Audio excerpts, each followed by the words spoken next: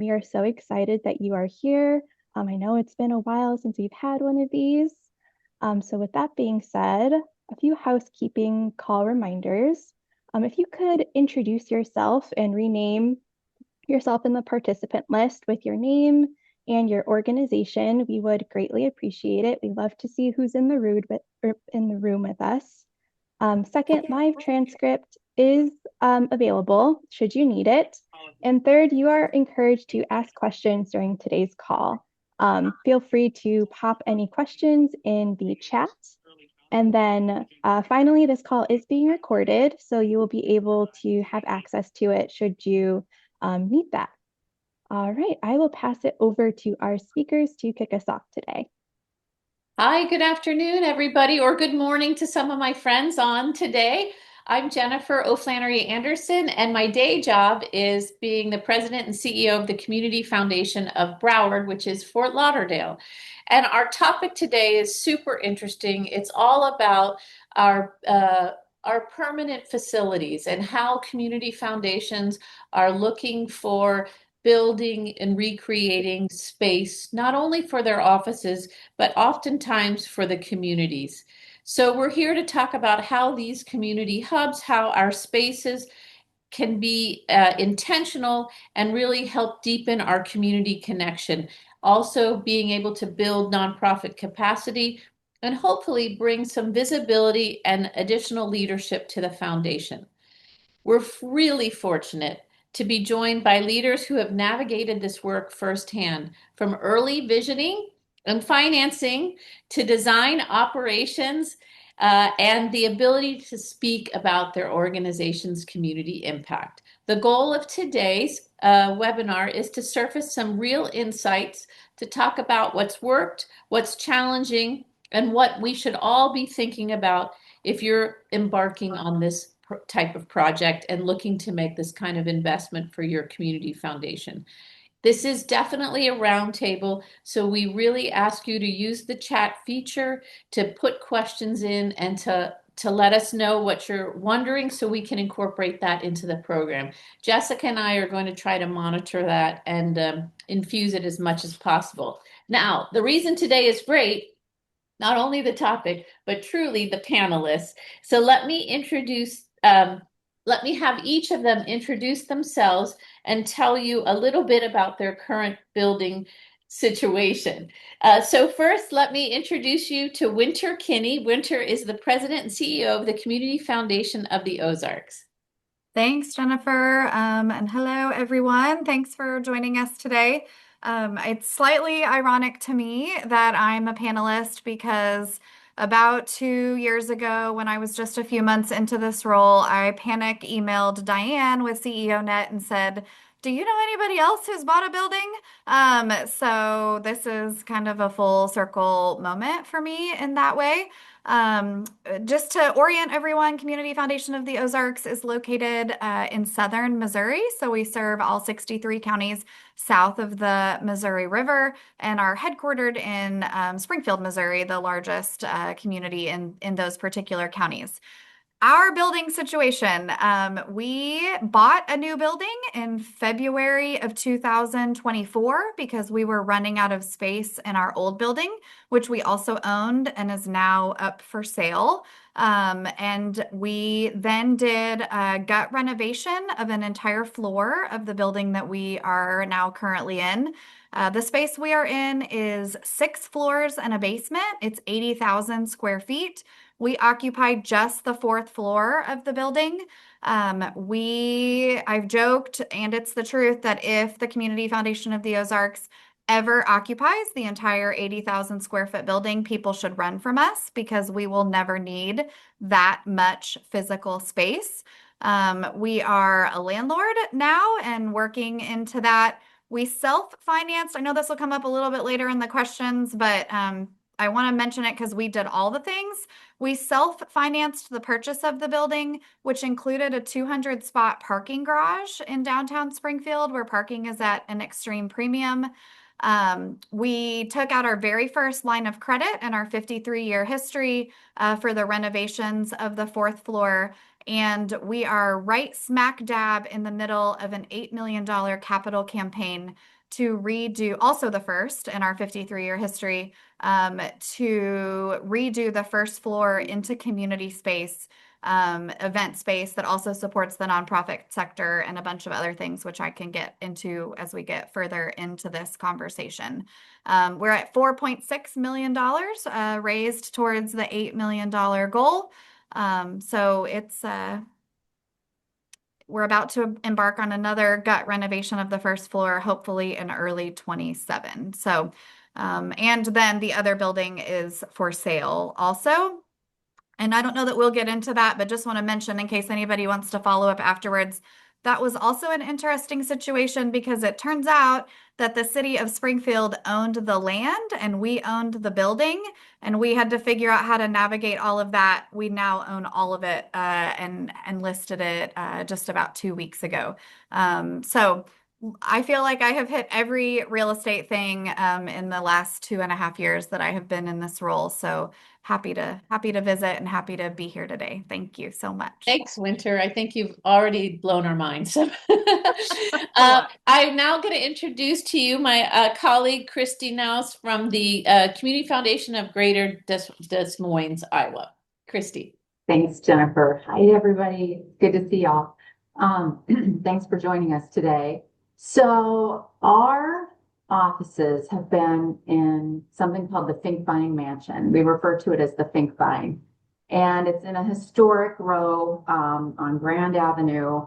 It was built in the 1800s, and it's a beautiful old mansion. When we originally purchased the building in 2003, it was a bargain sale from one of our board members who owned it and had renovated the building into what you might call office space. Now, old mansions never make perfect offices, right?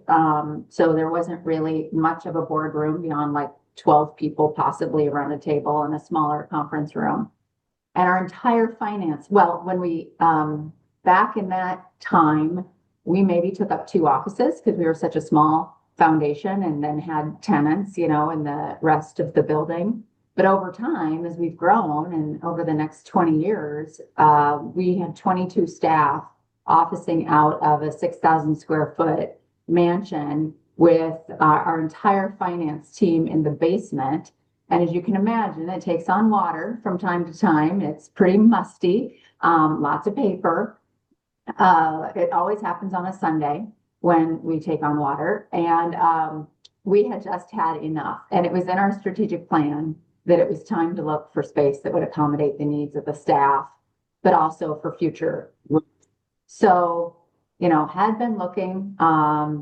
People had very strong emotional ties to the Finkbein Mansion, really didn't want to leave. So we even looked at is there adjacent space or even something up the road where we could move finance team out?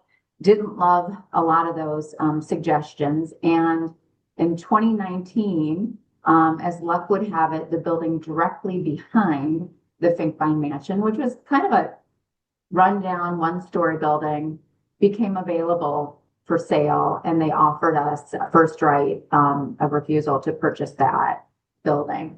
So it really provided an opportunity for us to move quickly to decide if that was the best move, to purchase a building directly behind us, develop a courtyard between the 2 properties, and then build onto it, add a level onto the space to create about a 24,000 square foot space. So keep both buildings, because we had donors and board members who felt very strongly about keeping the Finkbein. And donors love meeting here. They love the fireplaces. They love the feel. It's quaint. But yet when we do all of our nonprofit trainings and things that we do for thousands throughout the year, we were moving all over the city. We didn't have our board never met in our own space because we couldn't fit, right? So it was time to solve that problem. So we did end up purchasing that building and then adding on a level and turning it into a campus atmosphere. That building we named the C3 Center. It's a play on 501c3, but it's also about connection, collaboration, and community. That's sort of the theme of that space. We do right now have a few like mission tenants in the building. So other grant making entities like our Public Art Foundation, leadership development, like our Greater Des Moines Leadership Institute and our African American Leadership Institute, all happen out of that space, as well as some drop-in desks for like our blueprint to address homelessness and Capital Crossroads, our regional vision plan. So I can talk more about, and I've got some photos and things that I can show you as we continue, but I can't wait to talk about the challenges, the opportunities, the journey. It was not easy, but it has turned out to be a jewel and gem, and we are so happy that we have it. Wow, what a journey.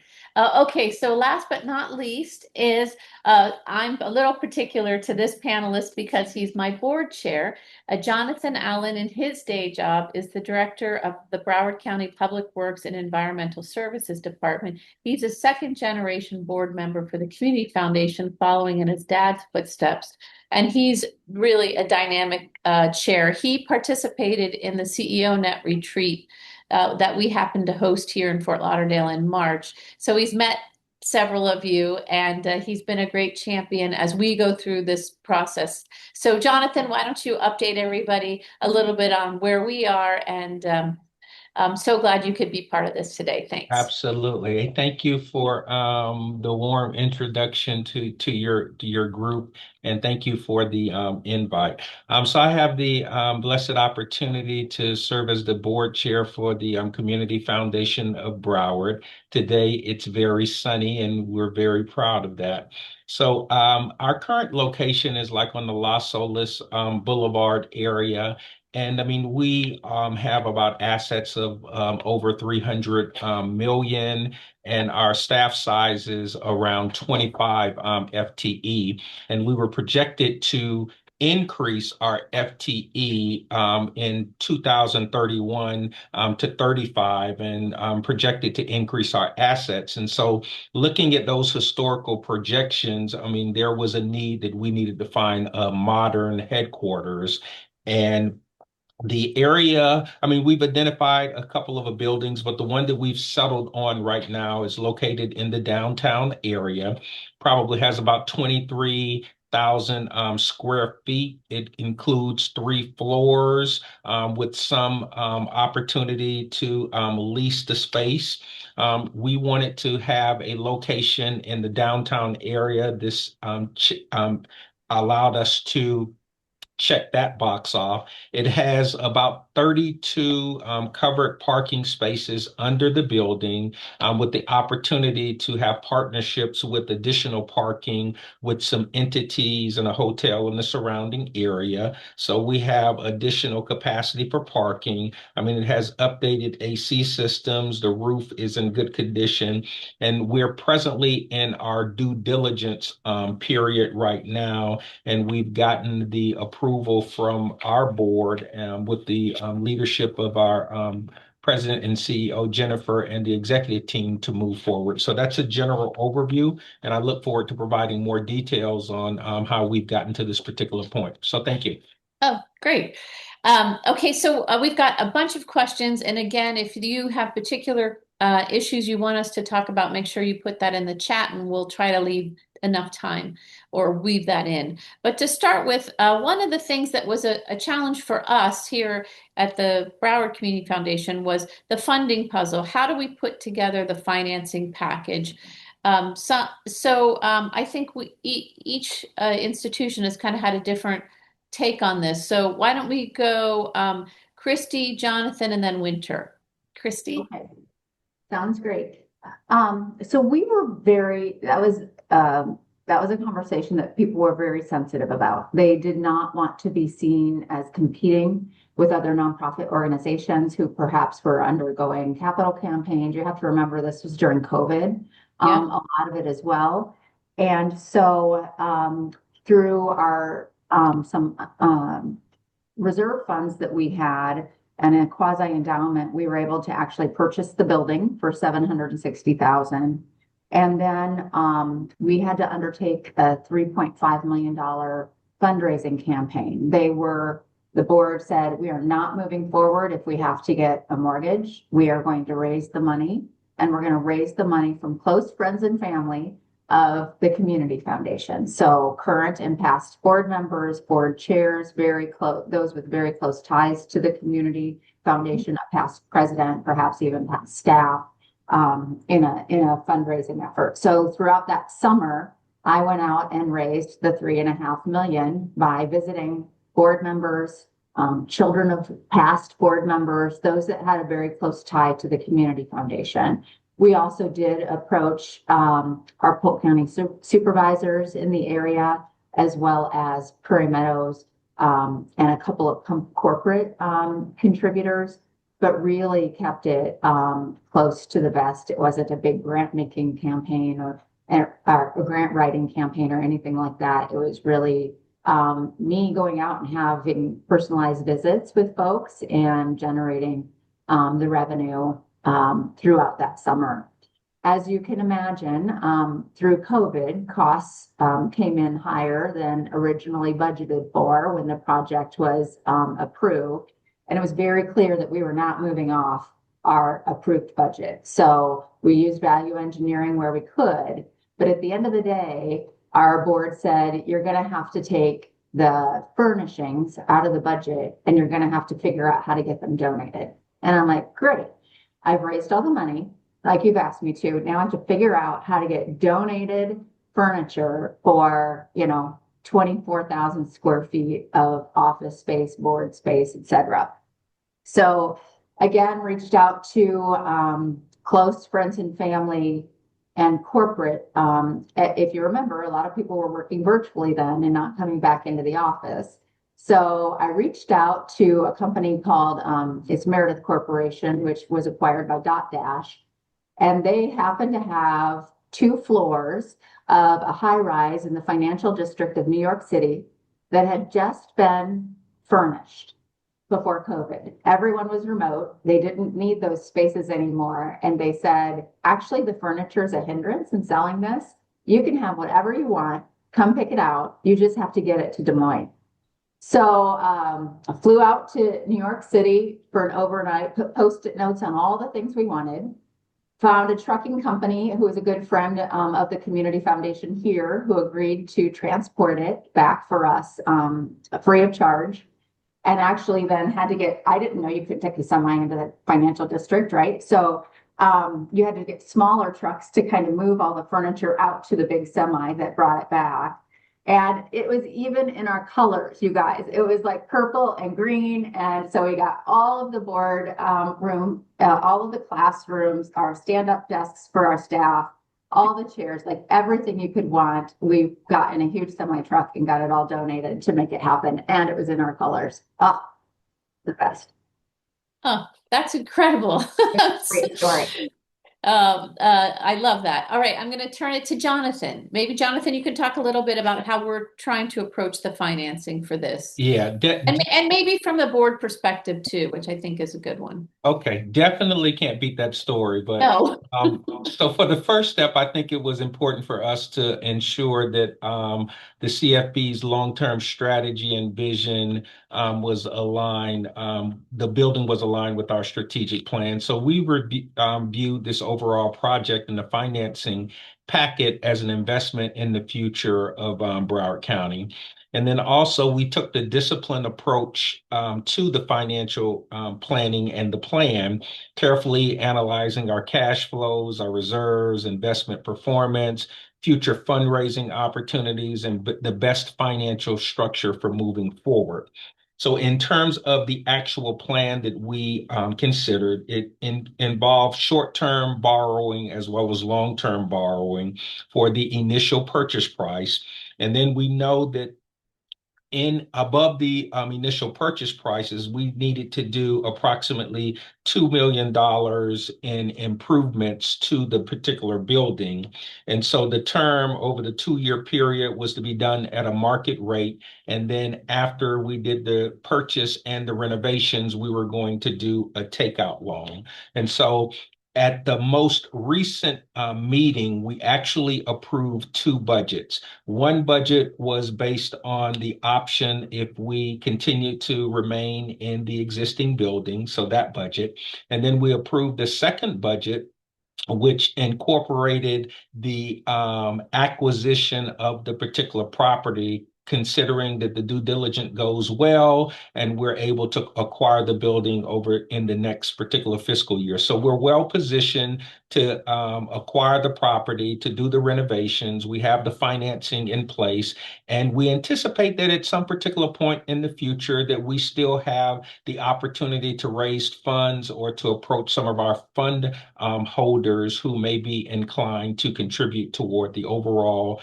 new building headquarters for the community foundation. So that's a quick high level of how we got to exploring the property, identifying the property, and financing the property for the community foundation of Broward. That was great, Jonathan. Thank you. Okay, Winter, you're up. Okay. I'm going to take it in three parts again. So the initial purchase price of the building and the parking garage was $5.8 million for those two things. We are in a really good position, luckily, to be over reserved. So I think that always, Jonathan can speak more to that, but always makes a board feel better, right? To be in that spot. And we loaned ourselves the money out of what we call our diversified performance fund, what all of you likely have in investments. And that is also how we had done our previous building that we moved into in 2006. So even though the board is not the same, obviously, we had, but had a history of how we had done that and the disclosure that we do on the bottom of our performance summary, and that sort of thing. And then make interest only payments for now, just the same as the cash rate that is in that account, although we have made a couple of additional principal payments just to be on the good side of things over the last 2 years. Our fourth floor renovations, complete gut renovations, but also included a new roof, some parking garage repairs, some HVAC stuff. The building was built in 1975 as a bank and hasn't had many updates. So the windows are original. The HVAC had been updated and that sort of thing, but there's also 3 elevators that you have to be responsible for and save for. So our fourth floor and then some windows for our fourth floor, the new roof, all of that came to $4.8 million. That is when we went to our custodial banker, which we have a really good relationship with, and did a line of credit that is actually tied to the treasury bill. And they gave us a little bit of a discount, 30 basis points below the treasury bill, actually, to be able to do that. The plan is when interest rates come down, given what's going on in the world maybe right now, at some point, is to wrap those two things together into a traditional loan and lock that in at a fixed rate with a bank of some kind. And we will have 4 floors of rental income, which is how we intend to pay off the building on that particular front. The first floor, of which we will hopefully renovate in the beginning of 27 into the community space, so an event space, some nonprofit offices, a philanthropy hall of fame or showcase, if you will, a boardroom, because we're getting lots of calls from nonprofits about having their board meetings in our space because they don't have spots large enough for them. And again, because we have a 200 spot parking garage attached to the building, it's a good thing in downtown Springfield, at least for us. Our board also weighed Christy back and forth pretty hard about whether or not we do a capital campaign. We'd never done that before. Ultimately, the board decided last December, 6 months ago, that they were okay with it, sort of this one time only, mostly friends and family of the community foundation, because it is meant to support the nonprofit community and make them more effective and efficient. And that is the way that they've been okay with it. But we certainly have had that conversation also. We talked about whether or not we should try for state funding, which in the state of Missouri, there's not much state funding. I wish all this would have happened when ARPA money was raining down from the sky, but that's just not the timing that we found ourselves in. and ultimately decided to not try to go after any one-time state designation for capital because we didn't want to be in competition with our service providing nonprofit friends. So that's where we are. So I feel like we are having like little pieces of all of the things, and then hopefully we will sell the other building, which is for sale at $1.6 million, and either use that somewhat towards the capital campaign or use it to pay down some of the debt for the other two items. I think those were all excellent points. I can just add that our board and our team really felt like we have to be able to afford in our regular budget, whether it's leasing space or buying, to pay for our space. We feel okay raising money for the community space. I think people would be supportive of that.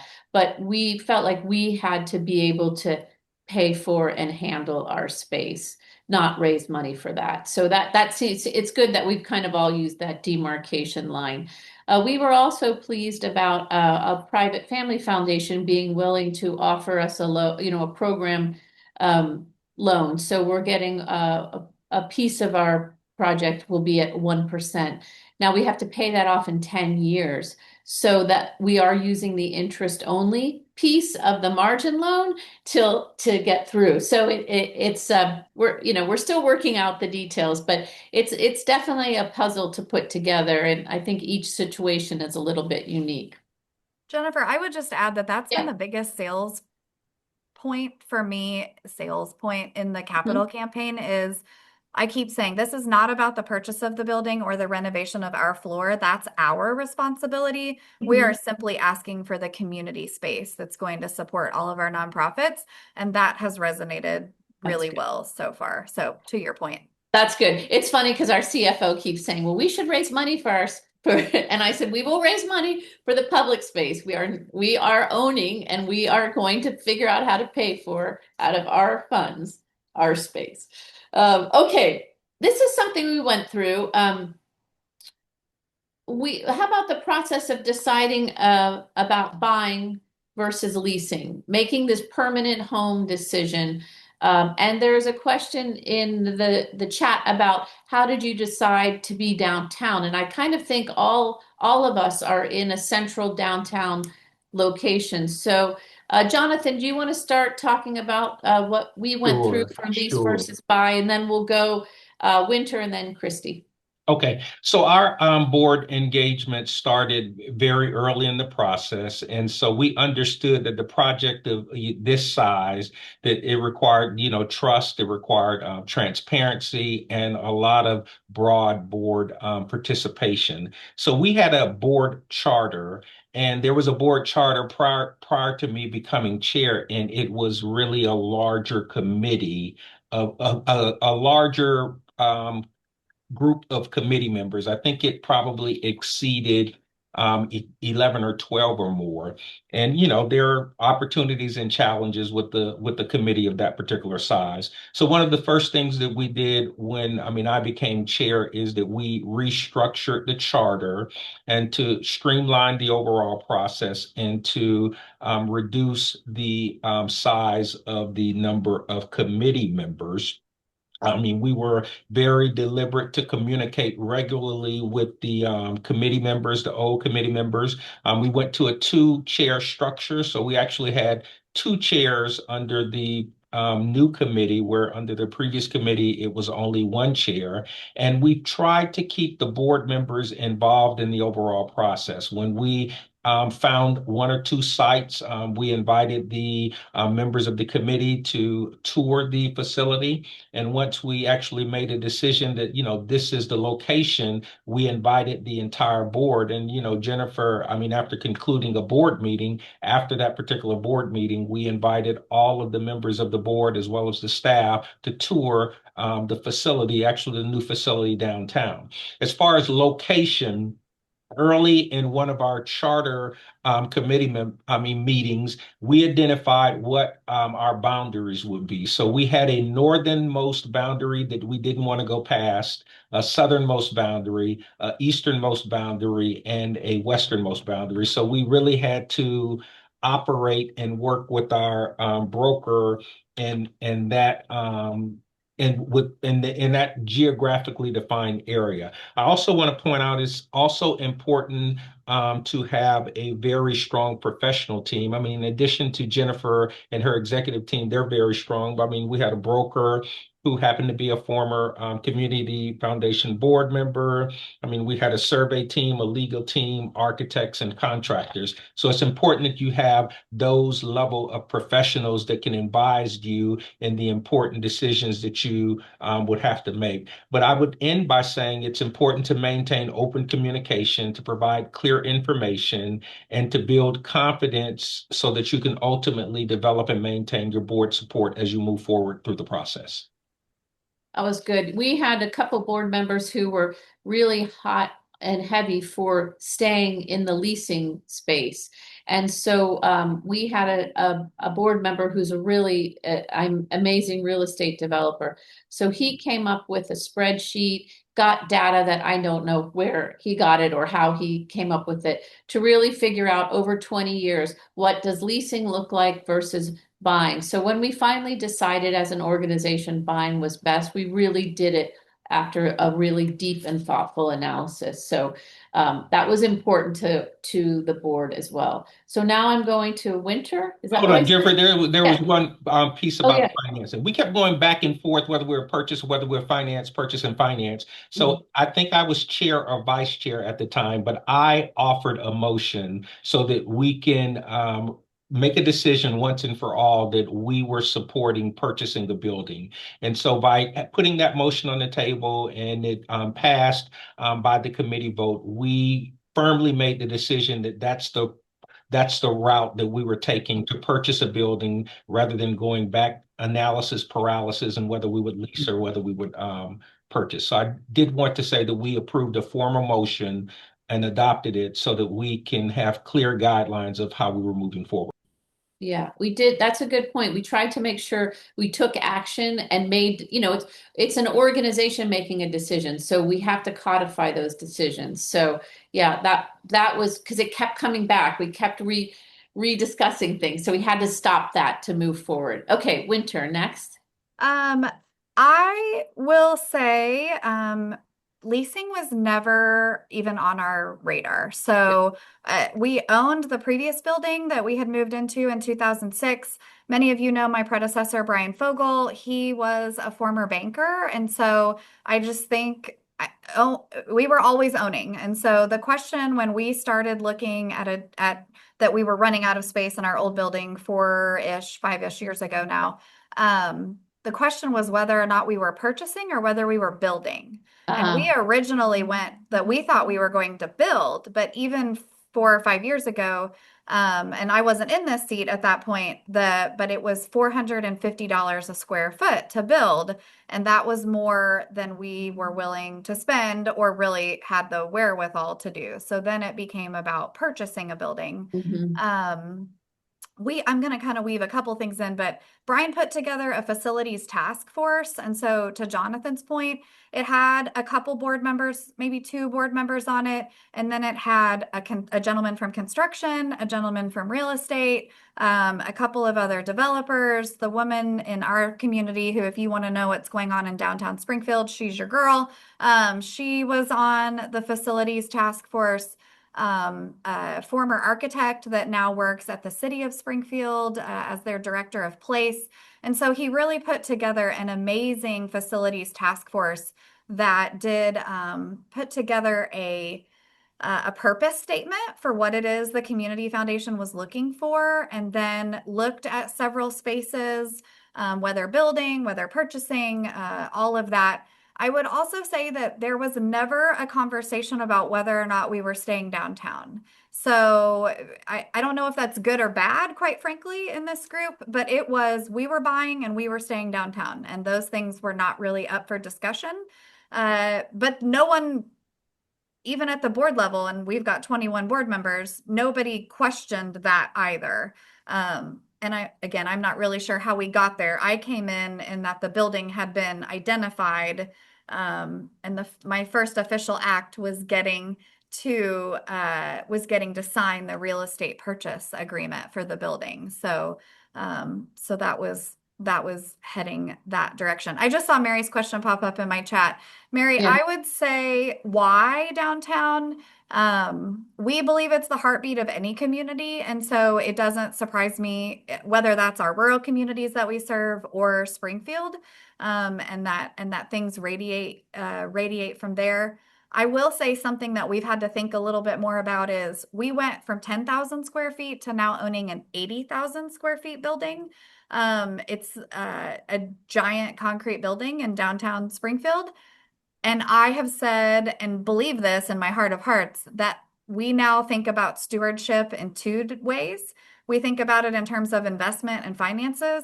And now I think about it as being, if not the largest real estate owner in downtown Springfield, one of the largest real estate owners, that what happens to this building and this parking garage in this part of downtown has an outsized effect on the rest of the area. And so it's also that stewardship play, I think. And for me, that would also be owning. If you're asking people to do permanent funds and endowments, that's part of owning, but there may be other opinions or things out there. That was great. Thank you. Christy. Yeah, so when the building behind us came available, we used the architecture firm to do a space needs analysis for us. So engaged them to really meet with the staff, do some assessments of size, our, trending in terms of growth, things like future needs. They came back with, the board wanted to know some scenarios around leasing, some financial scenarios around leasing, adding on to the Pink Vine Mansion. So that would be interesting because it could be an opportunity to do something really modern coupled with something really historic, and then adding on to the building directly behind us and using the campus concept. And so they came back with those proposals and the costs associated with all of them. And I think overall just also saw it as a real different type of investment for the community foundation. So we now own from Grand Avenue to Ingersoll Avenue with a parking lot in between these two very nice buildings that at any point, if we ever needed to move on, could be sold and would be very attractive. This close to downtown, we're close to downtown, but also we're very cognizant about parking and walking for a lot of our donors because they're older. So it's very attractive that the parking lot is right here, like right up to the Pink Vine and right beside the C3 Center. And so we did finally and I think too, because of the emotional tie with the Pink Vine Mansion, holding on to it versus selling it and moving somewhere to lease really was off the table pretty early. And then just, the whole adding on versus just using the new building and turning it into more of a campus concept was attractive to the board. Now, there were a couple, like you mentioned, Jennifer, who, didn't think we should be in the business of owning buildings and really were not for it from the beginning. But now they meet there, they see all the things happening there. We do use it as community space as well. So we have rental income, both from the tenants and from the board space and the training space being used. And it's a very efficient building as well, especially when you're comparing it financially to the Pink Vine Mansion in terms of costs and efficiencies. Christy, you brought up a really good thing. We went through that same process. We hired an architect to do the space planning analysis. How much space would we need in the next 5, 10, and 20 years? So that required a lot of financial modeling too, based on our asset growth and new dollars in and this number of staff. So that helped us see what type of space we would need. And then on one building that we didn't end up buying, we had them space plan it out to go through that exercise of seeing how it would look. And that was really helpful. And we actually looked at a building, that's the one we space planned for, that was kind of outside of downtown, but not too far. And Jonathan and I really liked the building, but it wasn't in downtown and it was in a different city, not Fort Lauderdale. We have 31 cities, so we have to be open to other cities, but there was something that gave people pause with that. So when we announced that we had a building opportunity in Fort Lauderdale and where it was, everyone was very happy and supportive. So I don't know if there's anything official about it, but there is a draw to being proximate to downtown and to the city center. And I think to the, the legal and professional community that we interact with. And maybe if it's that and nothing more. Okay, so do you guys want to add anything else about your board, getting board alignment and engagement with this, or do you feel like we've covered that topic? We're good. Okay. I feel like we did. I just wanted to make sure. We've talked about buying and leasing. Okay, so let's talk a little bit more about how you've come to making the space for community gatherings, how important that is, kind of how you organize it. We have a question about, do you offer space for free for any nonprofits? So talk a little bit about how each of you are viewing that. We'll start with Winter. No, we do not offer anything for free. I know that sounds, I'm being motherly right there, but no, not for free. So our old building had a community space in the back of it that seated about 50 that we used pretty frequently for trainings. So we knew we needed that when we moved into this building that I'm sitting in. Our fourth floor, when we redid it, has a boardroom and a couple meeting rooms on it, but did not have that larger community space. So we had a pretty good idea that we were going to take over the first floor. Half of the first floor is currently a meeting space. I don't think I have ever said, but we purchased the building from the University Foundation, and they are still with us in the building until October. They're building a new building on campus, and so the building is completely full right now. They will vacate it in October, and it will be about 60% open then. So we are also looking for tenants currently for the office space. So it really was never a question either that we were going to want to have community space to have our trainings and donor events and those things, but then to also offer it up to the community. The pieces now that I don't think we had any idea about 4 or 5 years ago was we are going to have a few nonprofit offices.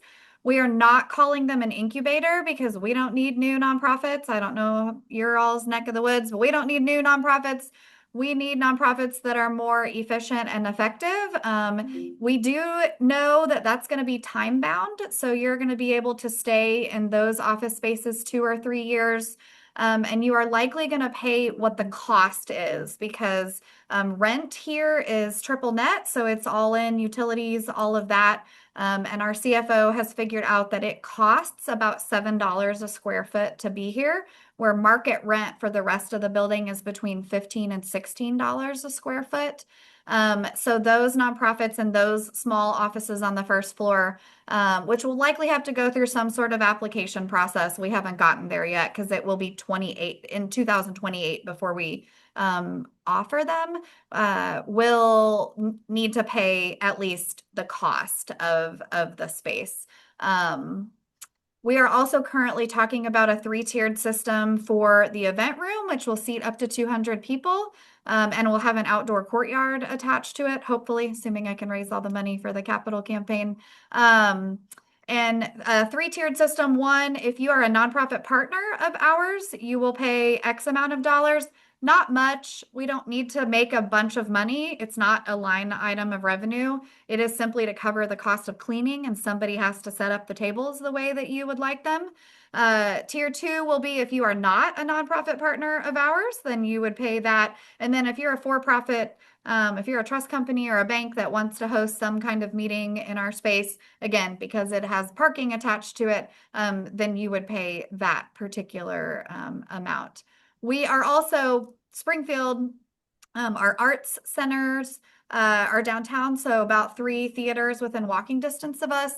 So another cool partnership that we've created with one of them and hope to do with all of them next year is parking. So they've now added $5 to their ticket for parking, and they are putting someone at the parking garage on the nights and weekends that they have theater events or concerts.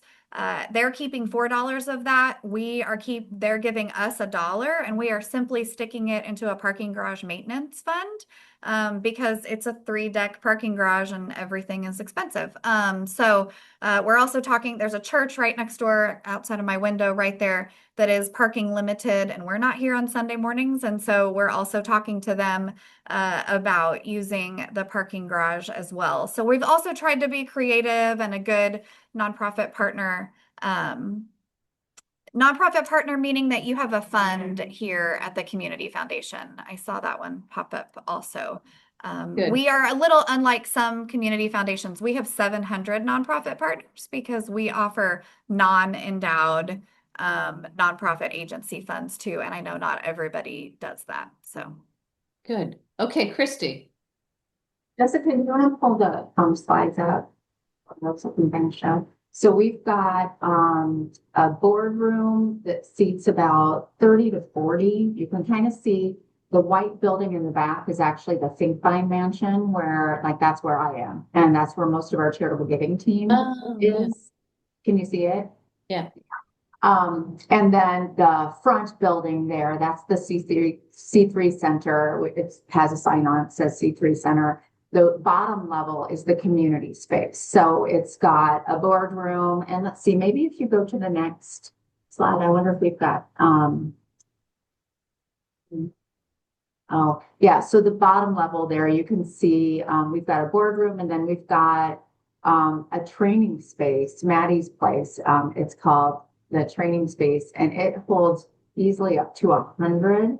But most of our trainings have 50 or so people at them, and people can rent that. So, nonprofits can rent the space. It's used for nonprofit space. Our tenants have so many times per year that there's so many uses included in their rent before they're charged, and they get earlier access to the scheduling calendar. We do not have a full-time person, but we do have a C3 coordinator that is part of their job to handle the reservations. We don't do a lot of table moving.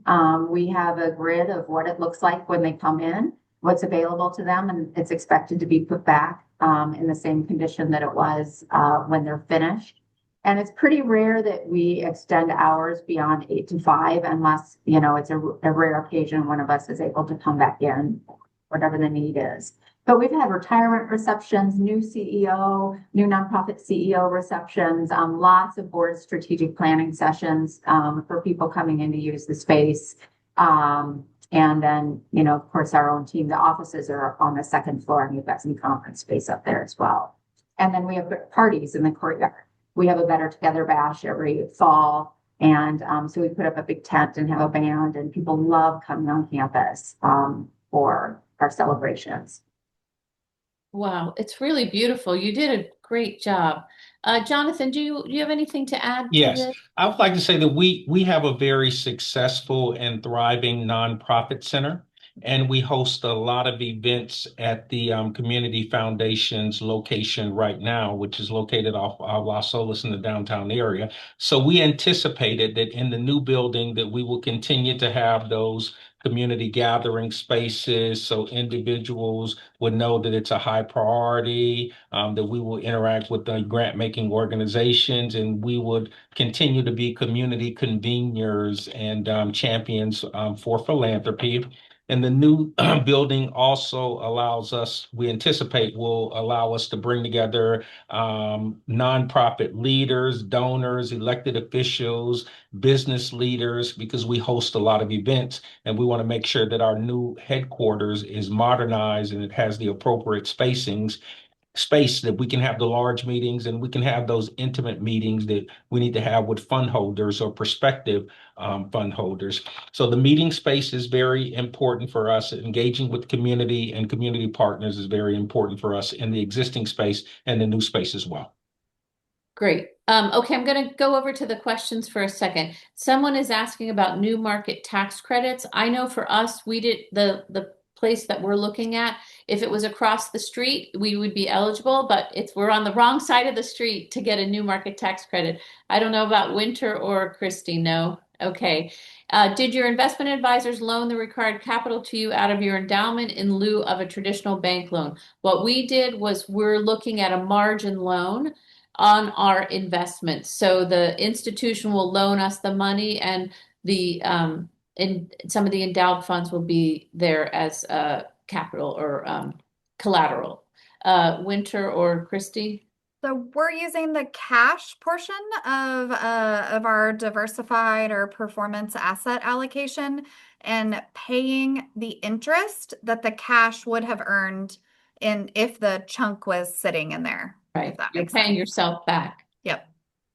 Got We it. raise the money first before moving forward. Good. Someone's saying, was there pushback in investing yourself instead of putting the dollars into service providers? We haven't. So we have a fund that has been given to us that's for capital gifts, grants. We do that grant cycle every 4 years. And so we have talked about doing that grant cycle to ourselves. We have a couple board members who are giving us pushback on that, so we're not. We've kind of put that on hold for now, but it's definitely an option. But maybe we would do part of it to us and still keep part of it out. So, and it's funny someone asked this because we had one of the nonprofits say something about how we hoard money. And we don't pay enough of the returns out, and which isn't true. And we try to use the moment to educate them that if we spend it all, then it won't be here in a few years. And we show the performance. We have a breakfast every year for the nonprofits where we really try to walk them through our investments, what the earnings are, how we're investing them back in the organization and out in the community. But it still keeps coming up. So I think that's just a battle we all face. I'll let my colleagues add on to that. I think we were cognizant of it, but this isn't something that we do every day at all. Right. Like we never have. And now that all of the nonprofits are using this space. I mean, I cannot even tell you how we've activated the space. Like we have all the colleague connects, we're pulling, CEOs together and development folks together and doing our trainings all the time. It's a community jewel. I can't, I'm not there yet, so I hope that we are also activating it as well as Christy is in Des Moines. But I think because this is the first time ever in 53 years that we've done anything like this, we haven't gotten too much of that yet. And I don't see why we would need to do this again in the future. Never say never, but so not too much at the moment. Oops.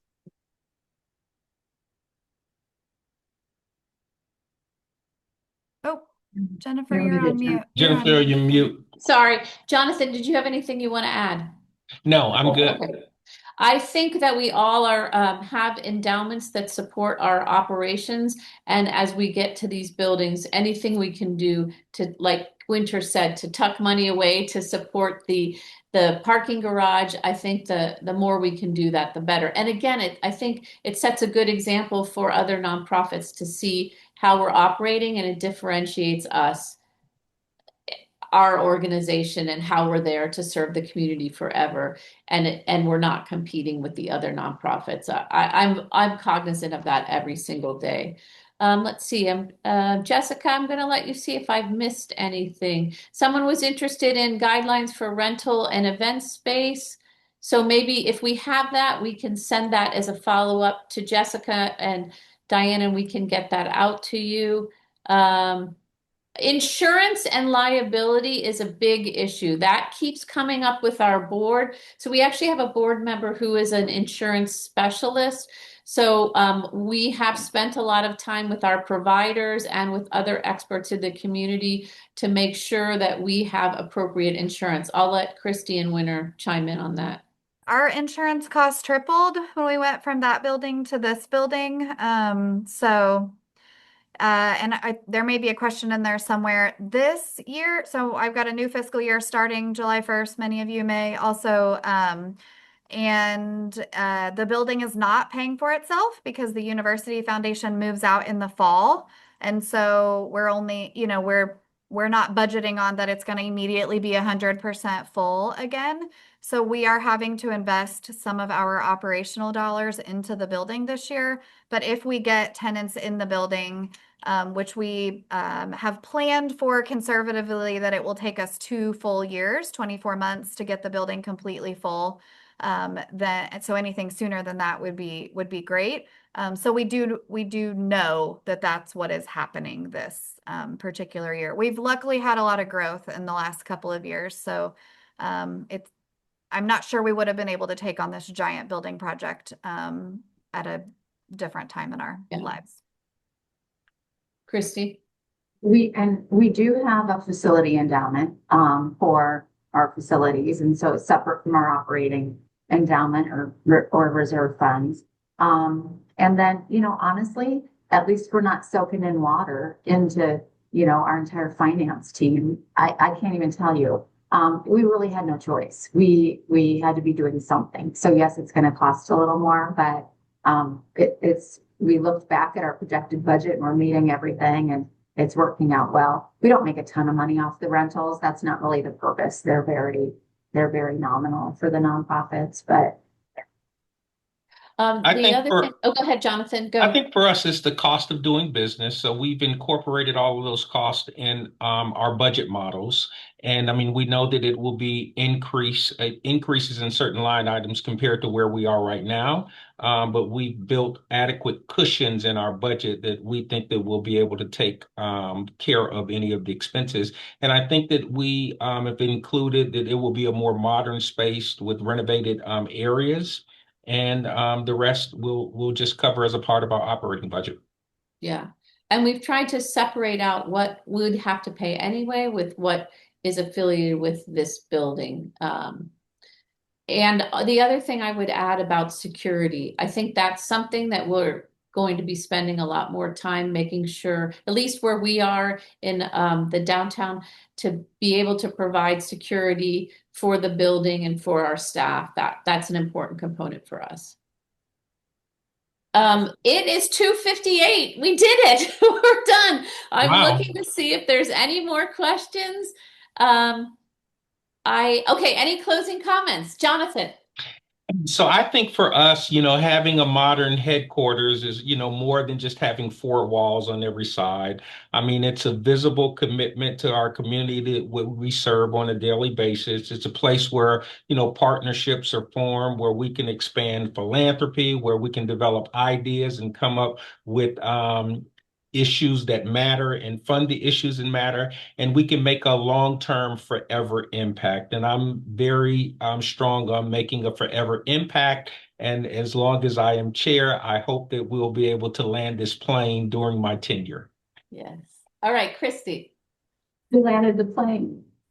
I couldn't be happier with the space. It's not to say there weren't pain points, but it was worth all of it. That's great. Okay, Winter.